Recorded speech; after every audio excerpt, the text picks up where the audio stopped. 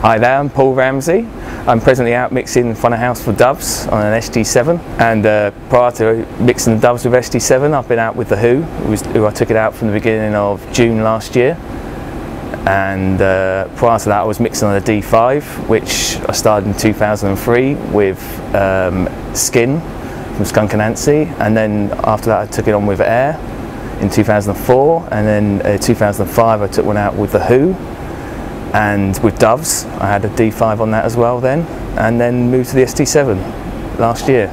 I mean, to start with, I was just impressed by the actual control surface because it just looked so user-friendly and to jump onto, but obviously the functions of the dynamic EQ, the multi-band compressor was a great bonus. Obviously the input-output count was a huge bonus, and then actually sonically hearing it does sound sonically definitely better than a D5. Not to say a D5 doesn't sound good, but I think the high end sounds sweeter and the low end sounds tighter, and basically all the functions really of it I love, you know, and just the colour coding and everything about it, you know, it's very hands-on and has a very nice analog feel to it really. So dynamic EQ I use on vocals. So you obviously take out some de-essing or some harshness. I also use it on the bass guitar, like on with Doves, because he has certain notes he plays that are like around 100 Hertz, often take off, but I don't want to physically EQ it out to lose the tone. But there's certain, you know, frequencies, especially with the room as well, that I can just dial it in, and then it takes it out in the dynamic EQ when required without losing tone,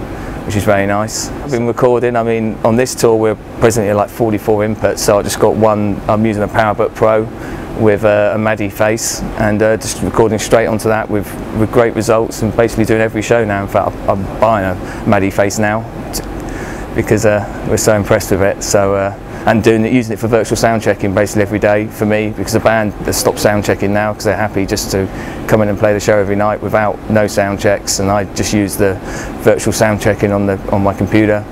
And obviously we're archiving every show as well, with the potential of using them for B-sides or a live album, or, you know, basically for the cost of hard drive space, which is nothing. We're going to probably do every show on the whole tour now, is the plan. In America we'll be swapping to an SD8 due to the size of the venues and truck space, and basically economically really it was more cost effective to take an 8 for that run, which I'm actually happy to do because I haven't actually physically mixed on one yet, but I've got the offline software, and looking at that basically it looks like an SD7 really, apart from obviously missing the dynamic EQs and multi-band compressor, etc. But principally, I mean, I'm actually quite blown away that for the money, how good it does actually look, to be fair. And you know, I feel quite confident to jump from the 7 onto the 8, and I've had a play with our monitor engineers one, and yeah, I mean, basically I'm going to go straight into a show on one, and don't feel too worried about it, to be fair. So you know, and sonically I'm sure it will sound pretty well the same, apart from obviously I missed a few little bits of dynamic EQ, but